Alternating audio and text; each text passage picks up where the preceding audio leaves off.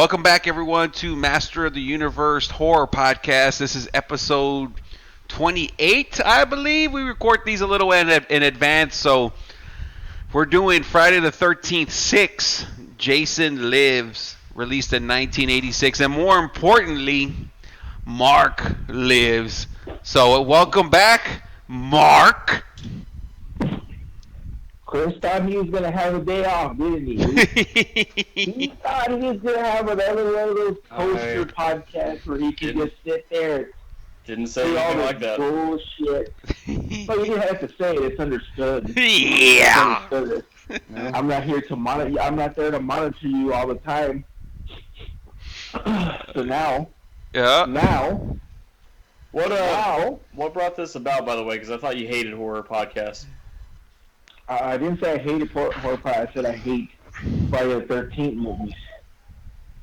No, but I thought in general you didn't like horror movies, that you didn't want to be part of this. No, I didn't say that. He's stopping. He's stopping you in the corner. I don't mind, but I'm saying like you had made it like you didn't want to have anything to do with this. Haven't I been on some of the Nightmare on Elm Street? You have, but like I think you were on the first 12 episodes. So I mean, I don't know why he's playing the game all of a sudden, dude. I think it's 12, maybe more or less, but it was about 12 episodes when you stopped doing it, just because, I'm not gonna come after you, beat you up, drag you over to your chair, and make you review every movie that because Chris has the streaming services. You're not gonna be streaming nonstop. I know you do other things, and typically if it's not a movie, my brother's the same way. If it's not a movie he's already seen and he likes, he's not gonna go and watch something he has no interest in. If I tell him, hey, it's a good movie, and he goes and checks it out, and he likes it, if it catches his attention and he'll watch it, yeah, he likes it now. But I know you're the kind of person that's not gonna like, oh, this movie sucks, let me go talk about it for 30 minutes, 40 minutes. You know what I mean? So that's typically why Mark's not on all the podcasts. So if it's something he is interested in or just wants to come after Chris for, like these next ones we're going to be doing, he's going to be in 6 and 7, folks. So I told him, I was like, I know you've seen them, so we'll just kind of give you a refresher. But it's more to kind of be, it's like that lie detector test, dude. It's on Chris right now. So Mark's, became familiar with the films again, at least these next two. And now Chris is going to be running scared. He kind of chuckled there. So. No, nothing to run scared about. I saw Part 6 twice, but I was gonna say you left out that Part 6 came out the same day as the original Transformers the movie. Great. Oh my God! Why is that important, Chris? I'm just curious. Why is that? That's a badass movie. It's a critical moment in my childhood, my early childhood, anyway. Both movies are crap. And of course you enjoy both of them, so it just makes sense. The Transformer, Chris still loves that shit, but I can't talk crap, dude. I love the Ninja Turtles one, but anyway. So, Mark, when you put this bad boy on, dude, and got that refresher, I know, like I said, you've seen most of these, if not all of them. Did this become familiar when you put this motherfucker on? Yeah, I started remembering a lot of that bullshit that's on there, dude. Fucking awful, dude. The movie's fucking awful, dude. I don't know why somebody would sit there to watch it twice. Would sit there and need to watch it twice. I mean, here, I'm going to review the movie for it right now, dude. A bunch of people get murdered, of course, just like the other ones. And the acting is fucking terrible. And I don't know any of the people in the fucking movie, the actors, with the exception of 2 of them. And I'll talk about those when we get there.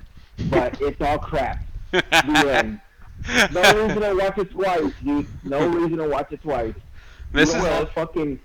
You're not gonna give James Earl Jones and Charlton Heston in one of these movies to put out a fucking incredible performance, dude. I mean, there's no reason to watch it twice. Chris, how did you enjoy Friday? That's not why I watched it twice. No, I liked them both. 6 was definitely market improvement from the 5th one, that's for sure. Definitely took a more serious tone. Still had a little bit of silliness when we'll get to that as we get into the body of the podcast discussion of the movie. But I like this one overall. I thought part 5 was way more serious. I thought 5 was over the top. I guess now that because I guess I see what you're talking about. But this one was kind of like ridiculous. But I liked it because of that. Because it was like it wasn't stupid like characters like from part 5, you know. But they did like, of course, it starts off with new Tommy Jarvis, dude. And thank God we got rid of that guy from part 5 because he was kind of like. I mean, I can't blame the actor because, I mean, they wrote him that way to only say like 20-something words, but still, I mean, he was just staring at everything. This guy, he's like way more generic, you know, horror movie guy, and it's cool. It fits with the Jason films. But him and his buddy, fucking Alan, go and decide to dig up Jason with the stupidest fucking reason to. I need to make sure he's dead. I know, just like, you know, a couple years gone by, and out of nowhere he randomly, you know what, I need to go over to his grave, make sure he's dead, and if he's not, if he's there, then we got to pour gasoline on him and light a match and make sure he turns to ashes so he'll never come back again. What's the dude's name again that they... Tommy Jarvis. Character? Oh, it's Tommy Jarvis. Tommy, yeah, Tommy, the main guy. The Tommy in part 5, dude, because I watched about 10-minute refresher on that part 5, dude, just to get me through the week. And I started remembering it, and then you just said he had like, what the fuck, he had like 5 sentences to say in the whole movie or whatever, dude.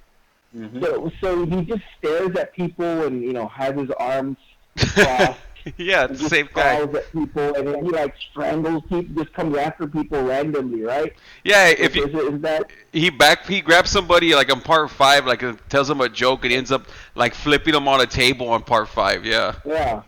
Just like loses it, right? Yeah. So he's staring, he has his arms crossed, and he's just making faces, and then he like pounces on somebody, dude. He reminds me of somebody I know. That was when the doctor had him come down for breakfast, and the guy that got killed when he was smoking weed and having sex with that chick in the woods, it's that same dude that he did that to. He did the Death Valley Driver through the table. Death Valley Driver. Anyway, so Mark was just making a point about Maniacs, dude. I don't know. We don't need to review part 5 again. He was just making a point about Maniacs, dude. I don't know. But I agree with him though that this is a much more enjoyable Tommy Jarvis in this one. Yeah. So they end up. It's a very Frankensteinish resurrection where like they dig him up, and Jason of course is all fucking maggot shit, you know, and the fucking Tommy grabs a spear to stab Jason like 50 times whatever, and then they go get the gasoline, and then of course it starts raining, so that's not gonna help, dude, and then the lightning strikes it, and well, we got a Friday the 13th 6 movie, dude. Jason's resurrected, and he punches. How fitting, dude. He punches the dude's fucking heart out with one punch, dude. That's the difference between this Jason and the first, couple of films, dude. The other Jason was doing the holds, like Mark likes to say. He was doing some holds, doing some psychology. And this Jason is just running through motherfuckers, dude. He's a striker. Yeah. He's Goldberg. He just Goldberg for everybody, dude. Yeah. That's all he's doing, dude. Nobody can hurt him. He just Goldberg for everybody. See, Chris, how come you don't come up with those analogies? See, I'm explaining it, and then Mark comes over there and he just tags it in and he throws in Goldberg. I'm like, exactly, dude, exactly. And it's just as ridiculous as the way they ended Goldberg's streak, the way they kill him at the end, dude. Oh, it's so fucking stupid. But it's so fucking stupid that somebody have to watch this movie twice, dude. It's unreal. Okay, but it's also I thought it was just kind of ridiculous. It's such a horror movie thing that like there just happened to be one of those cemetery gate posts loose enough that he could just rip it right off the gate and use that to try and stab Jason. It's like those things are like welded metal and he just rips it right off. And what's an old cemetery, Chris? Out of the whole movie, that's the problem you have with it. Is like, hey, you see how? No, it's not a huge deal. I just thought that was funny. It was just a little note I made to myself. I was like, man, you just walk up to a cemetery gate and just rip a little post off. That wasn't believable, but the lightning strike and then bring them back to life, dude. I don't know, man. That kind of got in my head, dude. I'm gonna stay away from cemeteries now, man. Especially on rainy nights, And did you notice, Chris, that like as soon as like Tommy takes off like a chicken shit, like he wants to be all tough guy, but then his friend dies, so he decides to go take off, and then Jason does the James Bond intro. Dun, yeah, dun, I did. Dun, dun. Oh, you took it. I was gonna say that, like the way they animate and like Jason like slash with the sword and they show him in his own eye and they slash him with a sword, and it's just like a James Bond intro, absolutely. That sets the tone for this film, so you know what you're in for, right? Like, it's like you said, it's Goldberg. They went from 80s wrestling to all of a sudden it's Goldberg with Jason, and I enjoy it for what it is. It's not like the first 4 films, 5. It's like its own thing, but that's when Tommy goes to the sheriff's office, dude. Sheriff asshole, dude, and I like that sheriff, by the way. I like that character. Of course, because he reminds me of a guy named Paul. I should have named him Paul, right? Are you kidding me, kid? Are you kidding me, Junior? Eyebrow raise. That's the kind of guy you need to play a small town sheriff like that. You'd be a great small town sheriff, Chris. Can you imagine? No, not really. Throwing your weight around.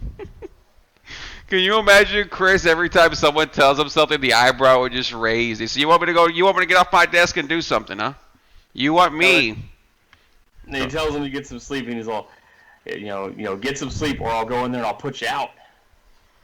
Oh, well, he's still trying to convince him, to do all that crap, and then, he finds out he's Tommy Jarvis, and, oh, you're the guy that had his friends all butchered up, blah, blah, blah, blah, blah, and all that, and then, he puts him in jail because he grabs who's going to go to a police station and grab a shotgun, right? I'm just going to borrow this, No, I know. That grabbed me, too. I'm like, dude, you just run into a police station to just start trying to grab their weapons. They don't know who you are from Adam.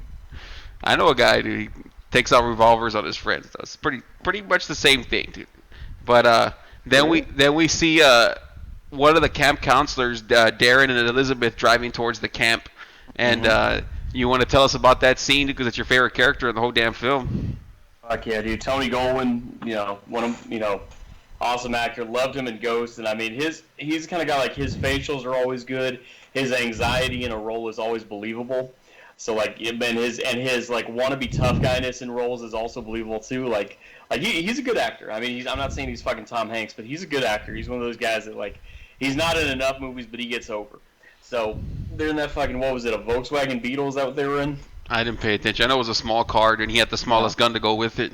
He had a snub-nosed 38. Yeah, so they're driving. They see Jason just standing in the fucking road, and she's like, well, what do you want to do? And she's all, and he's all, just keep edging by him. He'll get out of our way. And of course, he doesn't get out of the way. Wait, she's like, I've seen enough scary movies to know that someone wearing a mask is not friendly or whatever. And the director for this, or the director and the writer, Tom McLoughlin or some shit like that. Yeah, McLoughlin. He, because of this film, because they kind of like talk to the camera a lot, or like it's kind of like that meta style. The guy that wrote Scream, Kevin something, he said that he had gotten a lot of inspiration from this film because it's like they're playing to the crowd, dude. You know what I mean? They're like, that bullshit. So this film is kind of what started that they're letting the audience in on the work, kind of on the thing. You know what I mean? Yeah, Kevin Williamson. That's him. But yeah, no, that's that answers that then, because one thing I had and I noticed about this movie is always showing Jason, like, they always show him walking, like, as, like, people are somewhere, and then they show him walking to that somewhere, and, like, they'll show him, it's not just like a 1 second thing or even a 2 second, this is like 7 seconds showing him just walking, step, or they'll show him, they'll like zoom in on his hockey mask, for like fucking 5 seconds, hiding between the wood, hiding behind the trees or whatever. Which is different from the other ones where you would just see like his point of view for the most part during the film, right?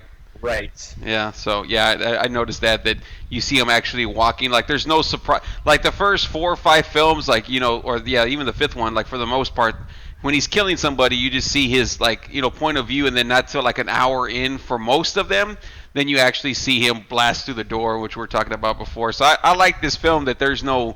The gimmick is that, yeah, he said he's Goldberg. He's just running through everyone. You know it's him. There's no build up. It's just fucking spearing everyone and then jackhammer, dude. That's it. That's all I needed. But speaking of spear, dude, he has that spear and he kills Darren and Elizabeth, dude. Hey, Flans are tired with it too. Hold on. So y'all hit on it, dude. The motherfucker, they show him walking a lot, dude, right? Yeah. In this one, they show him. So why they show him walking? But why they gotta show like his ass, dude? Like the whole time, like. What the fuck wants to look at Jason's ass, dude? Did y'all notice that? Are you saying? Are you? I mean, I did, dude. But I want to know if Chris, if he was Jason, dude, would he wipe his ass, dude? What would be the point, right? I mean, he's dead. He's got maggots to eat it all up. I mean, what's the big deal? I don't necessarily know how much bodily function Jason has of any kind.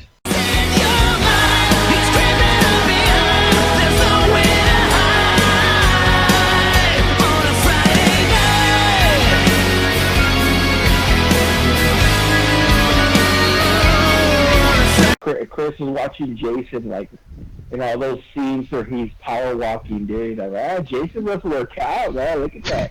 He's got no limp in that at all, dude. Now, I was just thinking more like they show too much of him, like they expose too much of him, where like it removes the element of surprise, which I think is one of the things that helps make a scary movie scary. Is that when you don't see the bad guy coming, it just kind of comes out of nowhere, and you know. But they show him coming, so like you're expecting, okay, when is he going to hit this person? You know. Chris, how do you think? What do you attribute the speed of the pace of his walk? You know, how fast he is when you're walking, dude. He's supernatural. I don't know. So we meet all the. Yeah, I guess Chris is playing that game tonight, dude. So we meet all the. He's not.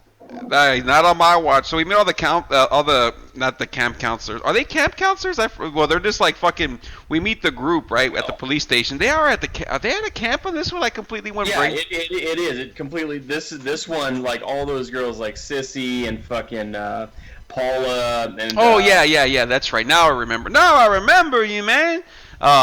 Yeah, they're all. So we meet the whole group of people there at the police station, and like right away Go ahead, Eddie. Y'all fucked up, dude. Big time. I know Chris fucked. This is how you know he's a worker, dude.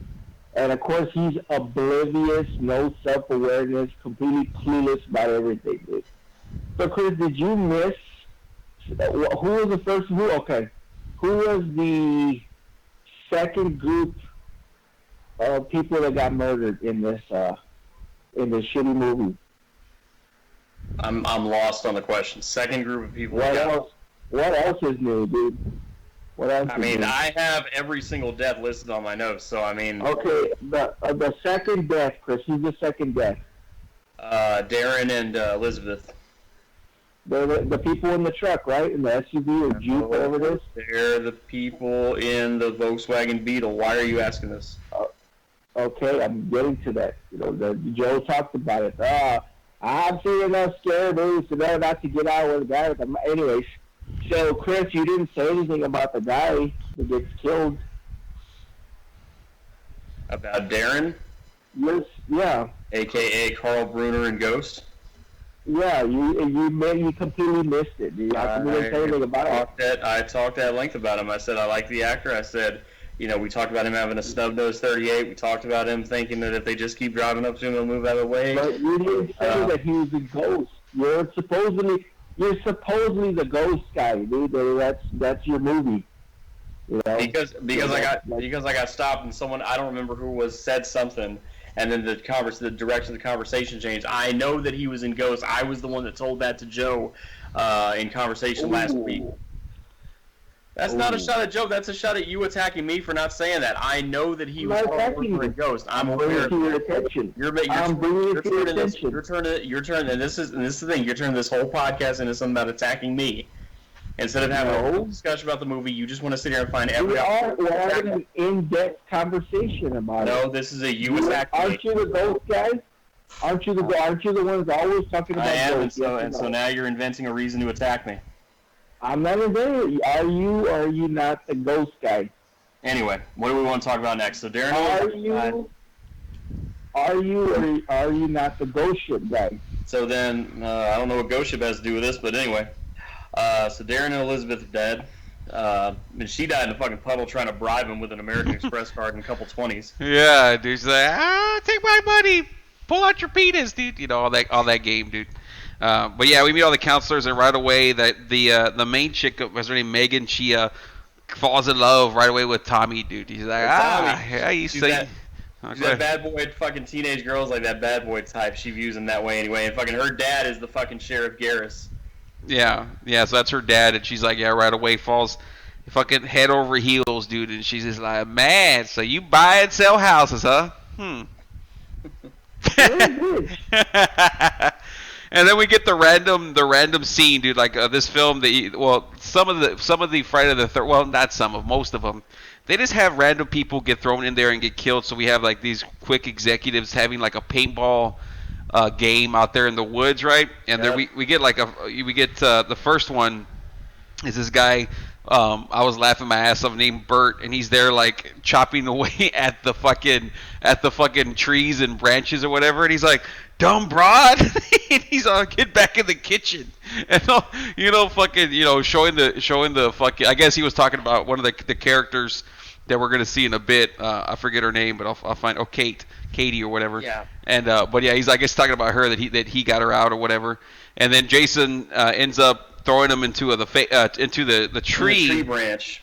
Yeah, into the tree log or whatever, and he gets into fucking, and then he like has that dude's arm with the machete, so that's how he gets that machete, and that's actually that Jason that's in that little tree area, or that during the daytime, is actually played by a different Jason than in the entire film, dude. They switched actors because that was the guy. They said he was too fat, dude. So.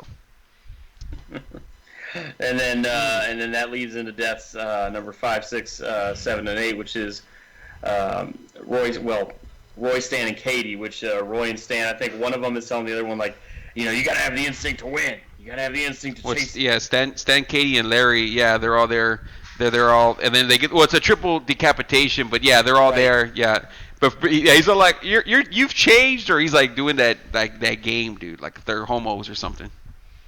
And so, of course, Katie's like got the advantage on all of them. She's paintballing the fuck out of all of them, makes them put on the fucking dead headbands and shit. Yeah. And then they turn around, that one fucking machete strike across kills all three of them at the same time. Yeah, it's that triple kill, and then Roy sees it all, and then he starts running away like a scared cat. And we'll see him later on, which we'll get to. But did you like that scene, Chris or Mark? Did you get a chuckle out of the corporate America getting what's going into Jason's woods, dude? I didn't. I thought it was okay. So I'll go. So I didn't care for it because at that point we're only like 25 minutes in, maybe 30, if I remember right, and it just that was making me say to myself, oh great, but between the James Bond intro, which I like now because it kept reasonable, but it made me suspicious of it at the time. Between that and then this scene here, I was like, great, here comes another one that, what's her name, the Barbara Streisand with the bad hillbilly wig, and then the son who just repeats her. I was like, great, we're having more of the silliness, more of the goofiness, more of the taken away from making it a horror film. But no, that was very short-lived, and that was the only kind of goofiness like that. So I didn't care for that scene, but it didn't do much to detract from the film. So no problem. This is one of those another stupid or one other of many, or mostly stupid scenes that I remember watching this for the first time, dude. This fucking paintball crap. I still don't get the fucking scene. What? I guess they're just out there hanging out or whatever in a company retreat or some shit, and they're playing that game. But once I started watching, I was like, oh yeah, I remember this bullshit. It was from being a little boy, dude. It was terrible there. It's fucking terrible now, dude. Continue. So, Mark, you actually saw this movie in the late 80s? Yeah. Okay. Yeah, what the fuck? I remember the next one more than this one. You gotta chuckle though, dude. No one's gonna believe you, dude. Oh. But so the sheriff, they decide that they don't want to deal with fucking Tommy, so they're like, we're gonna let you back to the like someone else's care and the other sheriff's department or whatever at the border or whatever they call it, the line. So he decides to let Tommy back into the car. Of course, Tommy's not gonna go there, and he goes back to Jason's grave to show the guys that, hey, I dug up Jason's grave and all that crap, and they run after him. And then we meet, the deputy, Rick, really gets himself over. We meet him later, but he has this catchphrase. He's like, wherever the red dot goes, you bang. So it reminded me of Chris, dude, if you ever had a gun, playing the tough guy. Yeah. And then, you ever had a gun? And I was like, that was a little bit unrealistic because like you see he's just holding the gun with one hand and then like he kind of looks away for a second and it's like as close as he was like in real life if he's that close to Tommy and then you're only holding your gun with one hand like that's an open invite for if someone's fast enough they could grab the gun and try to pull it away from you, you know. Great. Okay.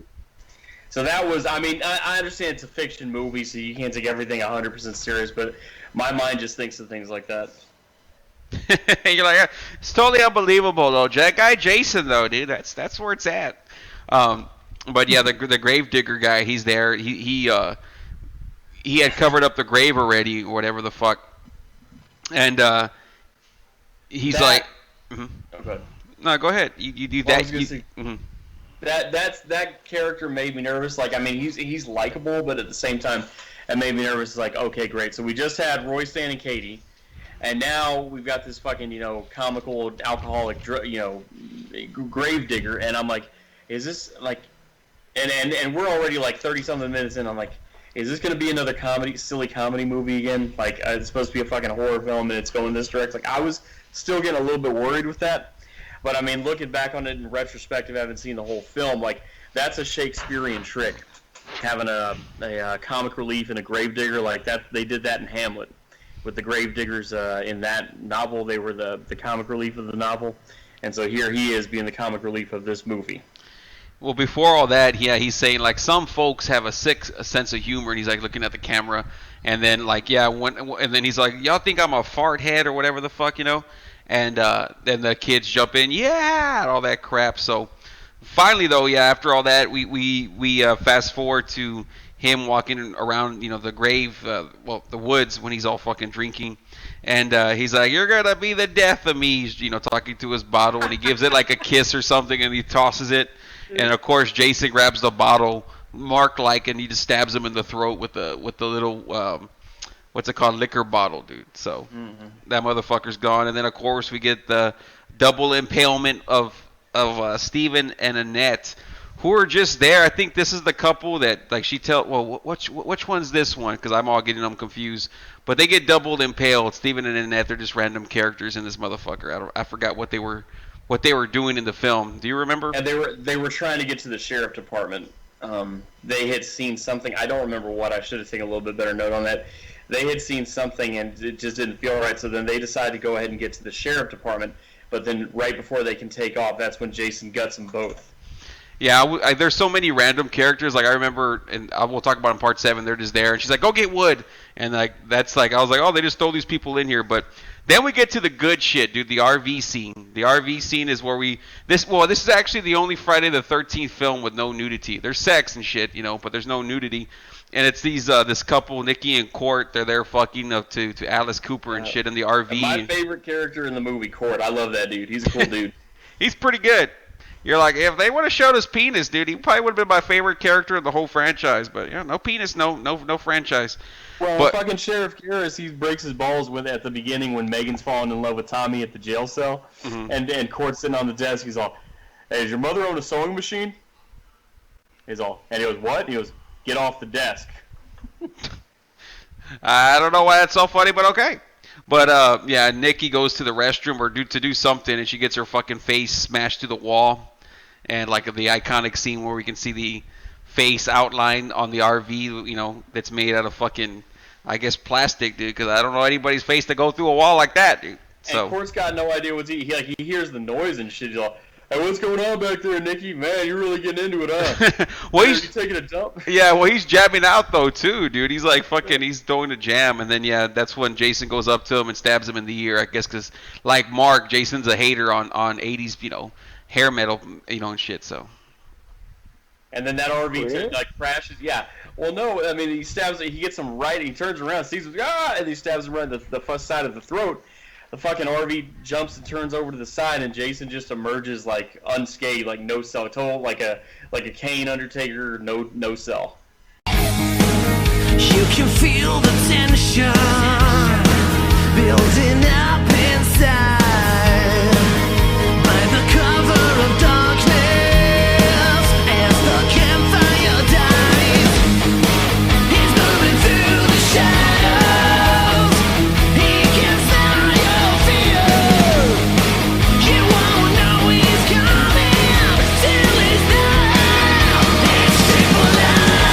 once Jason stabs Court in the fucking ear, the RV flips over, of course, because no one's driving that motherfucker. And then like go ahead, dude. So y'all are gonna talk about Nikki? No one's gonna mention Nikki. Oh, you want to talk about how over she was, or what? Go ahead, dude. Yeah. Go ahead, man. Chris was like, look, I mean, I'm in a relationship, dude. I shouldn't be looking at movies like that, dude. So Nikki's the finest one out of all the Jason. Every character in Jason, dude.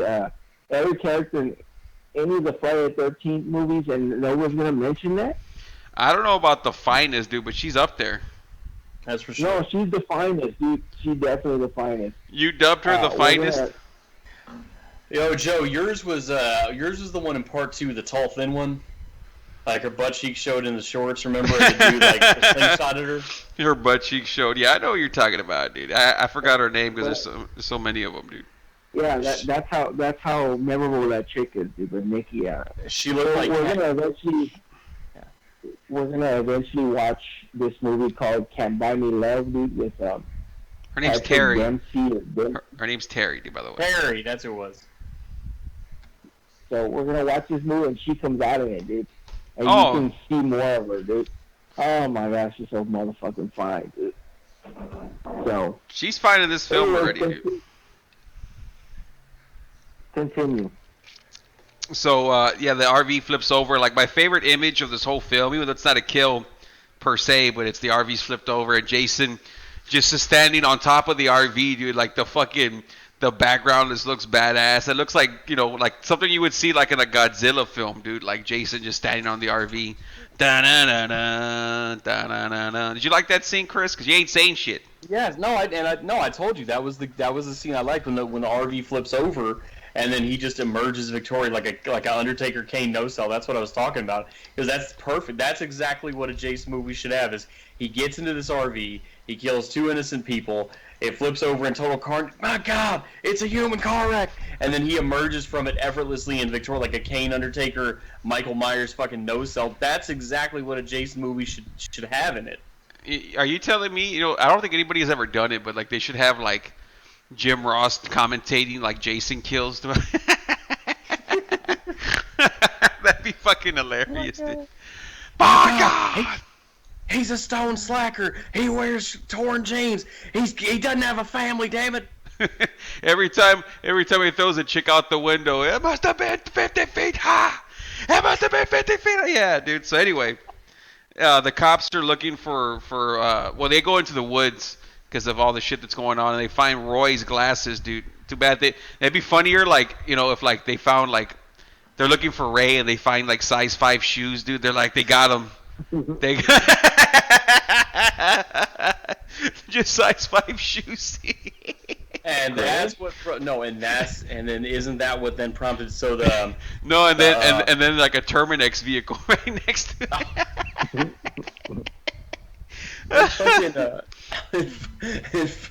Fucking isn't that what prompted? What's the sidekick like? The sheriff and the Deputy Rick. The Wikipedia page said his last name's Colon, but they never say that in the movie. Carlos Colon's brother, dude. I'm surprised you didn't know that.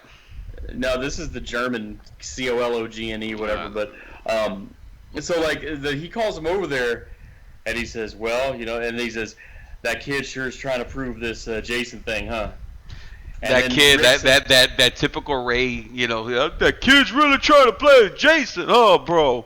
And then Jason finally walks into. I didn't think about it, but the whole film he hasn't actually been on, quote unquote Camp Crystal Lake or Forest Green. Because he was, walking around the woods, and then he finally finds the camp, and you just see him walk in there all nonchalant, dude, doing his ring entrance. Did you see that part, dude? Or did you pay attention to that part? I saw it. Didn't really give a fuck, but I saw it. And they showed the epic fucking sign that says Camp Forest Green. Yeah. So he's going in there, and like earlier in the movie, there's like a little girl that says, "I'll see the boogeyman," because there's actually kids for the first time at the camp. So Jason goes up to her, and she's like got her eyes all squinted, because she don't want to like open it or whatever. She's freaking out, and he like, takes off or whatever. So were you ever thinking that Jason was gonna kill a little kid? Fuck yes, I was, and I mean that's the thing, and that's when Paula goes over to her after that, right, and tries to assuage her. And Paula, in that scene, what struck me about that is she looked, and to me also was acting so much like fucking Alice Hardy in the first one. Paula. Which one's Paula? The black chick? No, not the black chick is Sissy. Paula is, what's her name? Noonan.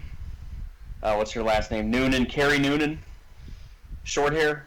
Short hair. White girl with short hair. White girl, short hair. How's her ass? 1 to 10. She was the one, like, kind of with. She goes outside with the little girl to like look for him, and it's probably just Cord and Nikki playing. Oh yeah, exactly. Yeah, now I remember because they all kind of get thrown together. Sissy's there. She gets her fucking head twisted off from like she looks out the window. And I see you have it here as the 13th kill, but it's actually the 14th kill, Chris, because you're not counting the death of Roy, dude, with the glasses. Dude, that's our third. It's off camera, but it's 13. So that's... No, you know what death I didn't count was Martin, the cemetery guy. Oh, that's what it was, dude. So you're fucking up all my shit. But then yeah, Paula dies after that, after tucking Nancy in bed. And like they don't show what happens, but there's fucking blood everywhere. Now I remember, dude. It looked like Jason was just like trying to, I don't know what he was trying to do with her, dude, but there was blood everywhere. But Paula didn't remind you of Alice Hardy? Not really, dude. Alice is, no, can't say. You're not gonna make me say it. No, she just like that struck me right there, just between the facial and the hairstyle and just the You love facials, don't you, dude? Yep. Yep. And then our last few, our 16th and 17th kill and 18th kill are all the cops, dude. Officer, what you say, Papas? Yeah, that's the one with the thick. He's a little bit chubby. He's got the thick hair and the mustache. Mm-hmm. Oh yeah. He's there looking around. He gets the knife to the forehead and he falls into the boat, dude. That's who he is. Yeah, so they're all looking around, getting picked up. I like the beginning of this film. I still like the film, but like Jason starts killing them off like some assassin. Did you notice that shit, Mark? Like he's throwing the knife from across the leg, dude, just like straight to the head. Like I want Jason to like sneak up on people, not like he did on the first one, but now it's like he's got the James Bond. He really does have the James Bond abilities, dude. Like he's just like that damn good, dude. Were you mentally checked out at this point? No, I was like, once I saw the lightning strike, I was like, nope. Right away. Dude. So he's like a fucking Delta Force, person, dude. Like he's that accurate with all his weapons and all that shit now. It's fucking ridiculous, dude. Yeah. And I want Jason in the fucking Green Berets, the Navy SEALs, the Marine Recon. I want him in all that shit. We'll win every fucking war. Yeah, it gets ridiculous. And he kills another cop. He like crushes his head, dude. And he does like the same kill in part 7, actually. Very similar. Actually, and then Sheriff Michael Garris. He had to put Michael just to get at me, Chris. But yeah, he's the one, like, you see, he finally comes across Jason. I'm so glad. I'm like, finally, he could see that he's not a worker, right? And it's Officer Thornton and Papas, that's their name. So the last kill, 18, is Garris with that crap, and he shoots him with the shotgun. Jason sells finally for the shotgun, dude. And then about 10 seconds later, he gets up and the cop shoots him again, dude. And he sells a little bit, half time, dude. After 2 tombstones, then he gets up again. I'm like, oh my god, dude. Like, I'm like, why is Jason selling the shotgun, dude? If he's just gonna get up, And then he pulls out the handgun, shoots him a few times with the handgun. He just leaves the handgun there, takes off. I'm like, I don't care if the handgun's out of bullets. I'm still gonna keep it just in case, And then he hears Megan, like, Daddy, come help us or whatever. And he decides to run out and start stomping on Jason, dude. I was like, so Jason's gonna sell for the cop now? Yeah. Any feedback besides yup, Chris? Well, I'm letting you talk, but just the thing is, fucking Sheriff Garris. This is what I was probably messaging you about the other day, or was it yesterday? I think I was like, he makes a fucking face turn, but it's too late. It's like you can't really appreciate it because by the time he makes it, he's getting fucking owned. So. But yeah, he gets fucking bent backwards, dude. The most brutal death in the film, but it was great because he was an asshole. And yeah, he tried to make a face turn for his daughter, but it was way too late. Tommy's got this idea that he's gonna chain like a little boulder. I don't know how he picked that up himself and got it on the boat. The boat stayed afloat and then was able to drag down Jason, being that heavy. Or Jason's like super strong, dude. He's like super smart, like Ray, but like super strong. And but here's the thing. So he yells out because he's about to like I said, Tony Dogg's fucking Megan. He's about to do that to her. So then he yelled out, "Jason, I'm who you want. Come get me!" And he's like setting this whole thing up, and like Jason could obviously see this whole thing being set up, and yet he keeps walking there anyway. I guess he's that fucking confident. Damn, there's a lot of lightning out there. So yeah, he's got the chained up boulder and everything. But I think if you're trying to be realistic about it, if you're trying to be logical about it, maybe Tommy is saying to himself, "Jason's gonna come here. He's so strong, he'll break this boat anyway." But that's fine because that boulder will sink to the bottom, and I can chain him around the neck, and then he'll go nowhere. You would have to rationalize it that way. What if Tommy was like, "I just need to make it to February, dude." That's a long time to be fighting Jason, but it's like that's okay. I'll just do Go Puff in the meantime. And he also knows that he's got that gas sitting on the surface of the water. He lights one match, it's all going in flames. Yeah, no, so yeah, Jason goes to the boat and they have a little scuffle, and I like this film, but like I hate little parts like where Jason has him in his grasp and like he's somehow able to fight off Jason, but like Jason, he grabs anyone before, like it just annihilates them. But now he starts selling, like fucking for people. I'm like, you can't have Jason sell. You have to have it.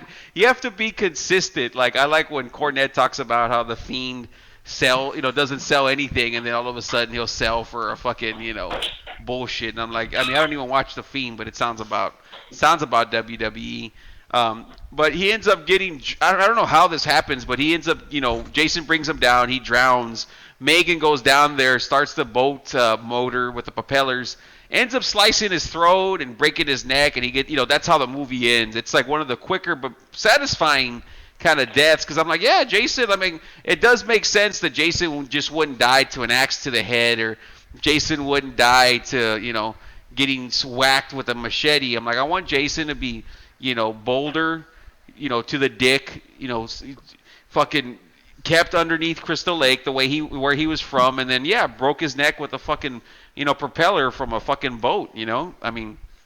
Good death, and that's all I gotta say about that, dude. So I agree. I like the death too. It was like that death was symbolic of what you have to go to, the lengths you have to go to, how hard you have to fight to keep him down, and knowing in the back of your mind, if history is to go off of, you're never going to totally eradicate Jason, to a complete eternal death. All you're ever going to do is just keep him at bay for a while. You just can't keep a good guy down, dude. So Jason finally came back after part 5, had that working Jason, there, and people were pissed off. But this film only made about 19 million, which was below 20 million, which they had been always doing. Anyway, Christopher J., what do you give this motherfucker out of a 10, dude? Out of a 10, I'm probably going to go 7.5. All right, yeah, I was giving it about an 8. Mark, dude, I know you're going to give it the shittiest score of all time. What do you give Jason Lives, dude?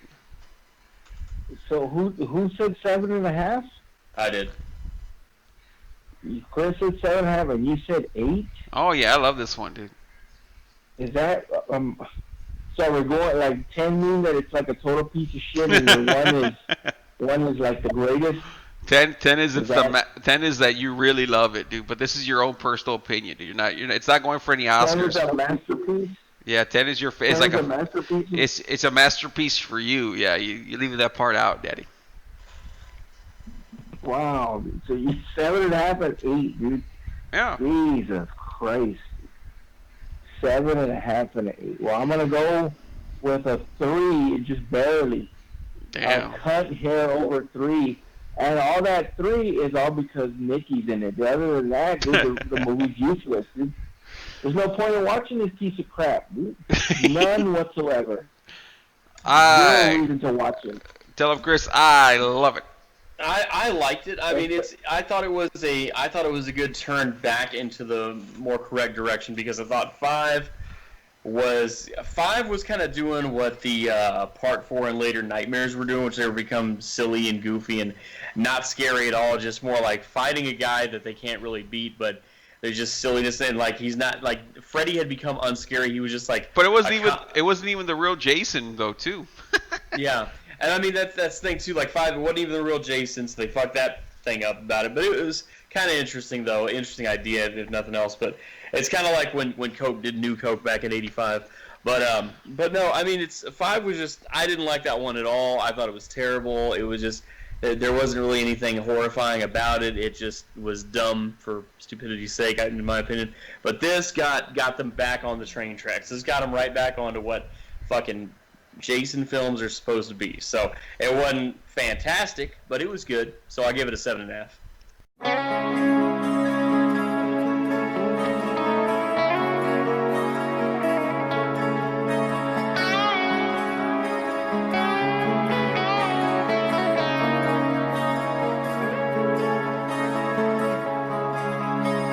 Cruel summer night, see the mist rise from the lake.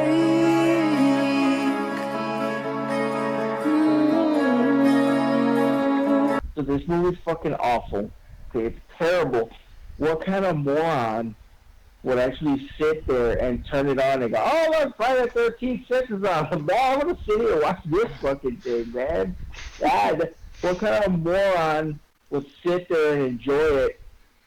And then what kind of fucking brain-dead, fucking bone-headed, brainless person would watch it twice in less than a week, dude? That's what I want to know, dude. Because I need that question answered. I do that typically with movies because I'm trying to absorb, like, when you watch a movie more than once, you pick up things the second time around you didn't get the first time. And so, like, that's the thing. Like, if I'm going to be on a podcast to discuss a movie, I need to be able to go in depth on it. The depth likes to go deep. You answered my question when I said what kind of moron would watch it twice, and then he's like, well, the reason I watched it twice. Okay, now, it makes sense, dude. It makes sense now.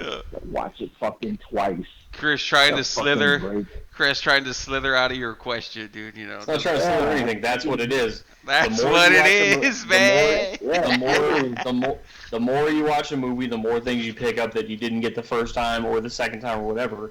It's like the same thing with books, whatever. You read a book the second time, you get things out of it you didn't get the first time around. What about movies? What about pornos, dude? You get more out of it the second time than you did the first time, dude? Exactly. I mean, I can understand that. I can understand that if it was a Daniel Day-Lewis movie, dude. I can get that. Well, you gotta watch it once, twice. You watch it the fifth time, or you keep catching something. How many fucking layers does a Friday the 13th movie have, dude? That somebody has to watch it more than once. I mean, what's with the you know? I'm trying to be an artist. I'm trying to be an artist and tell a good story about this on this review, dude. What the fuck kind of game are you playing over there, Chris? Okay. I actually love this film, dude. I'll give my ranking, then Chris, I'll expect it from you. Mark hasn't.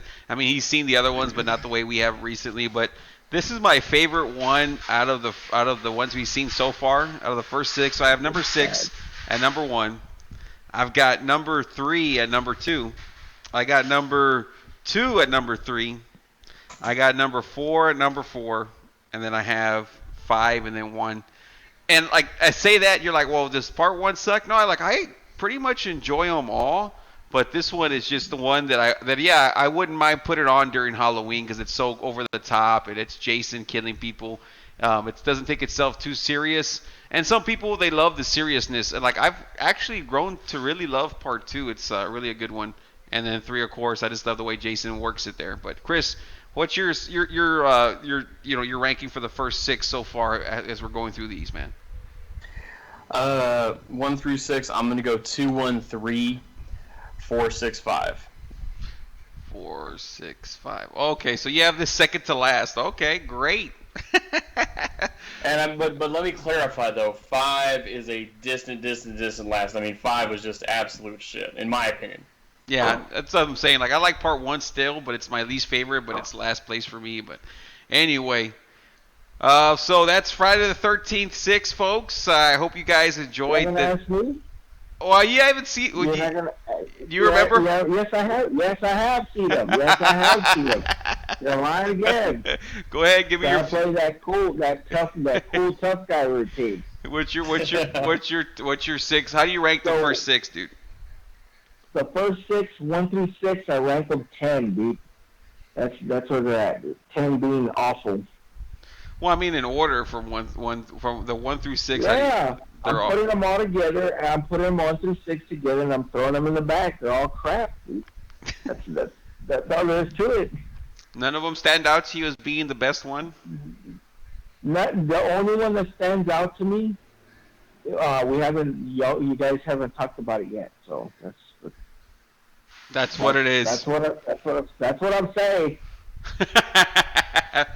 All right. You're not gonna force me to say something I don't need to be saying, Joe. Chris, you got anything else to add to Friday the 13th 6 that we haven't gone over? No, I'm just glad to see that this one, in my opinion, hopefully, but we'll find out when we talk about part 7. Wink, wink. Hopefully, this one is going to keep it on track to what it should be. So, Mark. Anything to add about part 6? Anything to add about part 6? I mean, they should have made part 6. I don't know. They should have made parts. Anyway, I hope you guys enjoyed this one, and we'll see you on the next one. Peace.